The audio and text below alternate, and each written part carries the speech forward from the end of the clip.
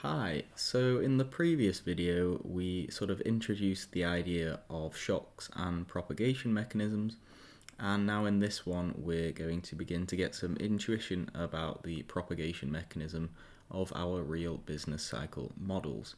So these are microfounded, so we're going to be referring to intertemporal choices and our static labour and leisure choices for individuals, and so we're using our individual optimization problem. And so for more stuff on this, go to my intertemporal macroeconomics playlist where we do a lot of this. This is basically going to be a rerun of some of the intertemporal macroeconomics because that is how we get the propagation mechanism. For the real business cycle model, we build from individual optimization problems. So to begin with, we are going to start with some utility functions, and here we start with this maximization problem where this consumer is maximizing some utility function, and so this term in the curly brackets is our utility function which we are maximizing, and we're maximizing it with respect to consumption and labor. So we effectively have some utility function which is dependent on consumption and labor. We now denote labor with a lowercase l. That's just notational preference.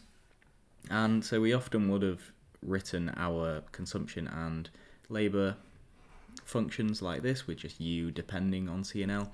But now we have introduced some functional form, and this is an isoelastic utility function, which means that we have constant elasticity, and we have some coefficient sigma here, which I realise my sigmas look a lot like sixes, but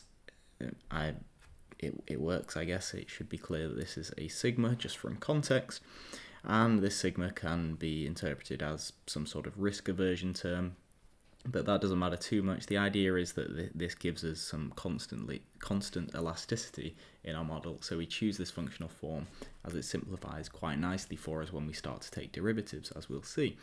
So we maximize this utility function such that this condition holds. This is our budget constraint, that our consumption is equal to our income, and our income is just coming from our wages multiplied by the hours that we're working. Nothing really new here.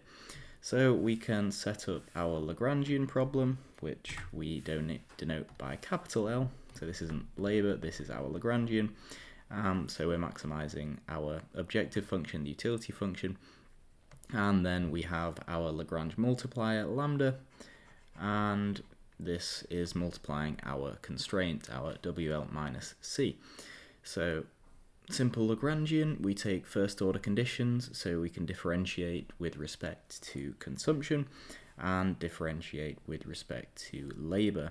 And as you can see, our constant elasticity or isoelastic functions are going to cancel quite nicely, so we get our derivatives such that we no longer have fractions, and so we get this c to the minus sigma minus lambda is equal to 0 as our first order condition, and then our first order condition with respect to labour gives this minus gamma multiplied by 1 minus labour to the power of minus sigma plus the wage multiplied by the Lagrange multiplier, and we set that equal to 0 because it's a first order condition.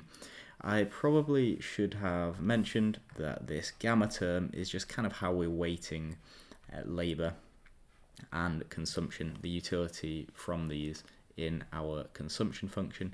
Nothing too fancy, but if we didn't have this term gamma in there, then it would be as if we are just assuming quite a lot that we weight our consumption and labour in very specific forms. So having some sort of we could potentially view this as some sort of discount factor if we were looking at an intertemporal model, but this is static, so it's just kind of weighting how we value our consumption and labour utilities.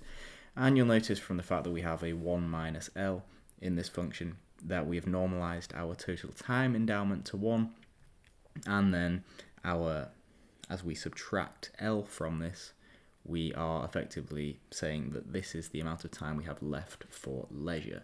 So that's why this enters into the equation like this. So if we substitute these two together, we can see that both of these equations contain a lambda term.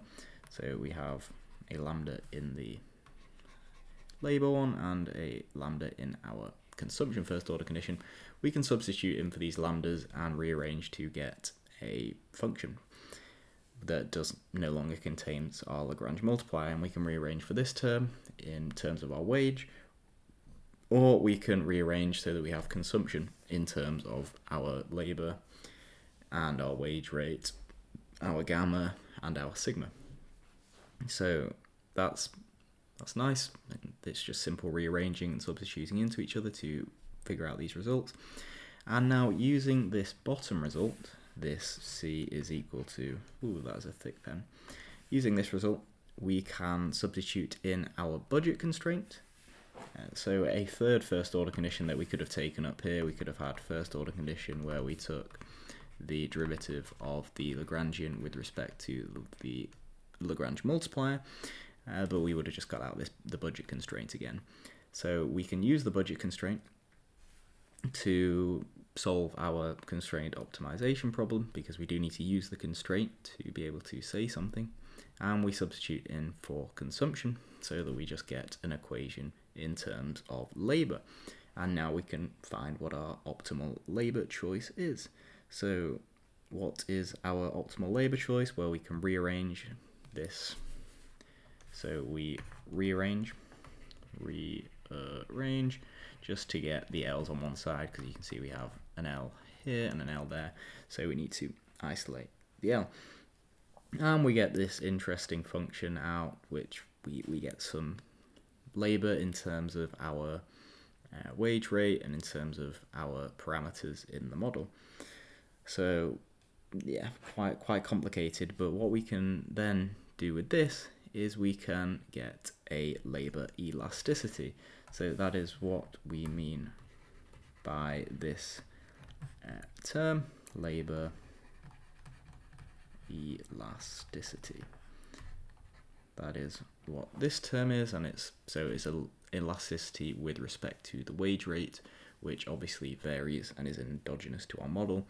So we'd like to see how our labour supply and our labour used in equilibrium is responding to the wage rate, or more accurately, how our optimal labour that our individual is supplying depends on the wage rate.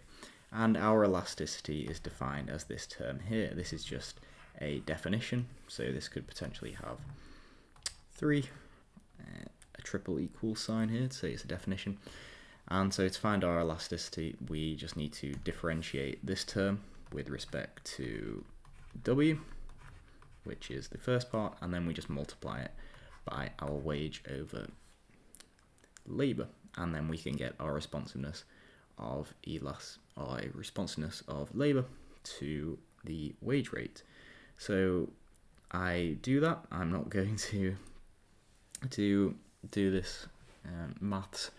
All the lines are working. It doesn't take too much working, but we just take the derivative of this above term, take the derivative, and then multiply it by W over L, and with a bit of simplification, we can get out this big horrible expression right here. And why have we done all this work to get out the labour elasticity? Well, we would like to know what the value of this elasticity is, and more specifically, is it positive or negative or equal to 0? That is what this weird sign says. It says that we could be greater than 0 for some parameter values, or we could be less than 0 for some other values, or we could be equal to 0 for some parameter values. So what are these parameter values? Well, we are going to condition on our sigma value, or how this sigma term enters into our utility function from the beginning in our isoelastic functions. And what this says is that if our sigma is, for example, less than 1, then we are going to have an elasticity that is greater than 0. And if this sigma is greater than 1, then we're going to have an elasticity that is less than 0. So that it is basically a choice in our model where we are choosing our utility functions and the form that they take. And if we choose this parameter value to be greater than 1, then we are going to have a positive elasticity of labour. As we increase the wage, we're going to increase our amount of labour that we are optimally choosing to supply in the market, and the opposite for if our sigma is greater than 1. So why is this the case? Well, we can think of this as through a substitution effect and an income effect. So first, for our substitution effect, what we might naturally think is the most likely thing is that we increase our wage rate, and if we increase our wages, this is going to mean that each unit of wage gives us more. So we earn a higher wage for each hour of work, so we would want to increase the amount of labour we offer there because there's a higher return to labour. So this is our substitution effect.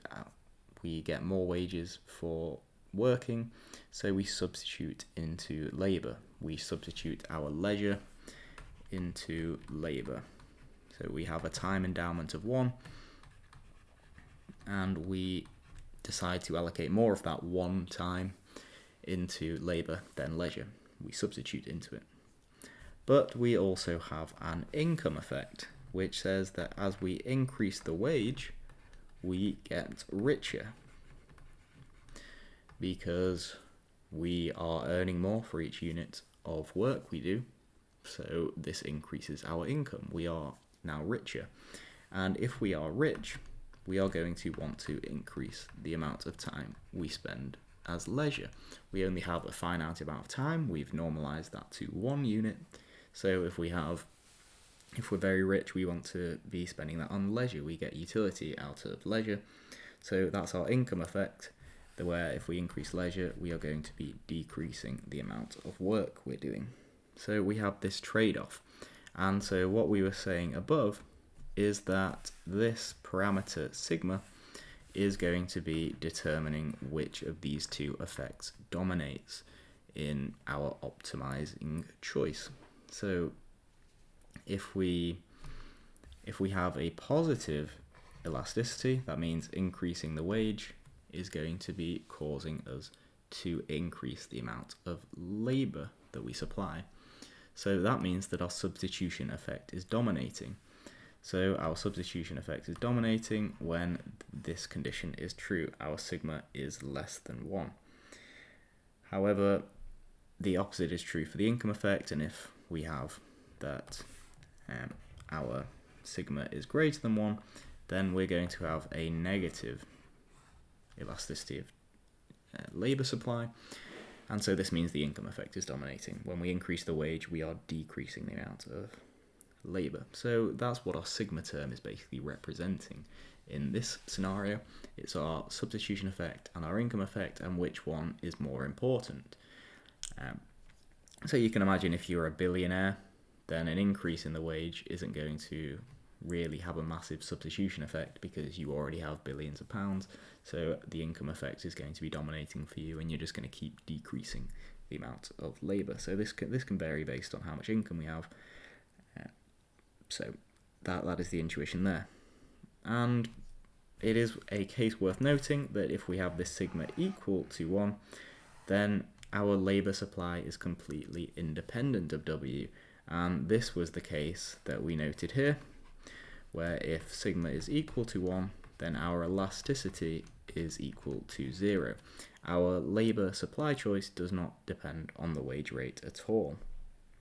And this is because of the assumptions we have made, and when individuals have no wealth and they have this logarithmic utility, this isoelastic utility function, then the income effect and substitution effect can cancel out. We have IE is equal to SE, or income effect is equal to substitution effect, so the overall effect is that our labour supply does not depend on the wage. These two effects completely cancel each other out.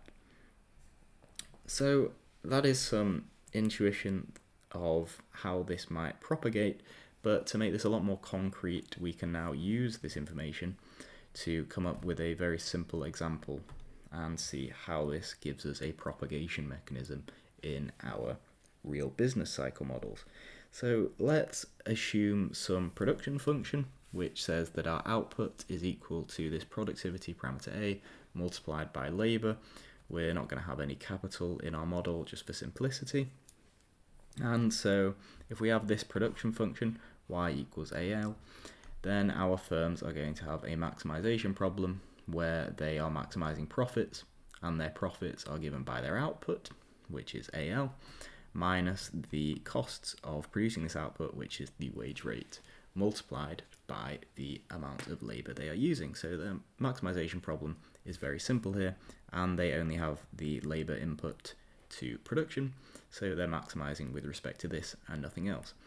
So our first order condition is very simple. We differentiate this with respect to L, and we get that A is equal to W. So our wage rate is just equal to our productivity parameter. So let's suppose, for example, that we have this condition met, that our sigma is less than 1. And as I've just been explaining, this means that the substitution effect is dominant in our model. So an increase in A is going to cause an increase in W because of what we just derived here. We've derived that our wage rate is equal to this productivity parameter. So when we increase productivity, we're going to increase wages.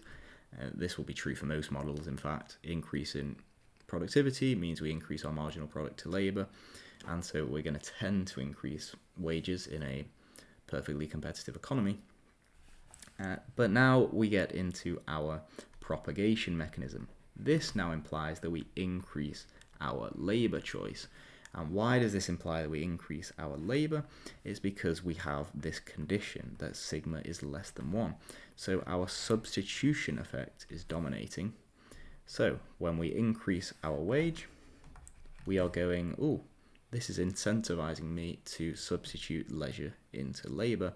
So I'm going to decrease my leisure and I'm going to increase my labour.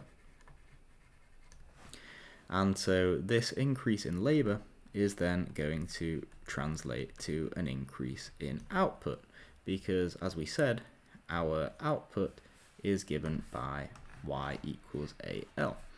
So we increase our output, and this is our propagation mechanism. Why is this a propagation mechanism? Well, we had a shock where we increased A, or we had a technology shock or a productivity shock or whatever you want to call it. That's our shock. We're not explaining that, we're just going to say for some reason our productivity or our technology has increased. For example, we've had an internet, we've invented the internet, so productivity has gone up. So by this increasing, this enters into our production function, and we are increasing, let's change this to red, we are increasing our A in our production function, which means that we increase our output in production. So this is the direct effect of this shock. This is what would happen in our economy if we didn't have any propagation mechanisms or any model that we were building up, that I've just been building up before your very eyes. Our increase in productivity increases our output. Done. Sorted. But what we have done is we've developed a model that now has a propagation mechanism. Propagation mechanism. And this mechanism says that we're not just done by this direct effect of the increase in productivity.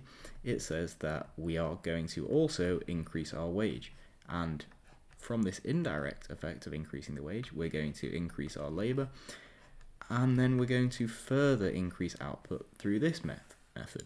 So this increase in labour factors into an increase in labour here, and so we increase y again.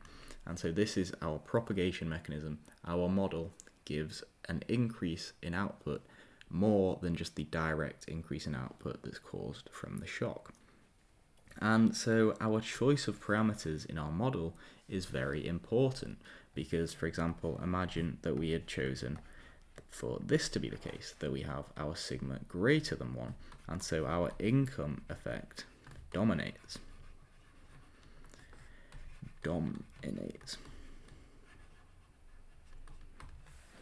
In this case, then if we increase our productivity, we still have this shock that I showed up here, and we have an increase in output.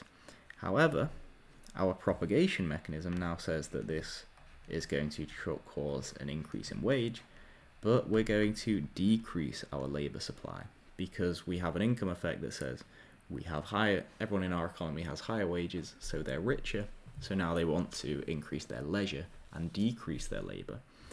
And so what this decrease in labor does is it decreases our output. And so this would have a very different effect. We would then have an indirect effect of a decrease in output. So what we assume about our parameter sigma is very important when it comes to predicting what will happen in business cycles. If we say that people have a substitution effect, then we're going to say that our model is going to increase the magnitude of our shock because it adds another increase in output. Whereas if we assume that the income effect dominates and we have this sigma greater than 1, then we are saying that our propagation mechanism is going to dampen the impact of shocks. Like our shock would increase our output a certain amount, but our shock is going to act as a dampener, and it's going to actually make our output increase by less because we have this knock-on effect of a decrease in labor supply. So that's an example of a propagation mechanism, and that is caused by our static, labor, and leisure choices. So that will wrap up this video. Make sure to check out the playlist for future videos. We're going to be looking at some intertemporal intuition in the next video, so similar to this, but instead of in just the one period model, we're going to look at multiple periods and how this can give us more propagation mechanisms over time. So subscribe for lots more economics videos, and make sure to like this video if it was at all useful.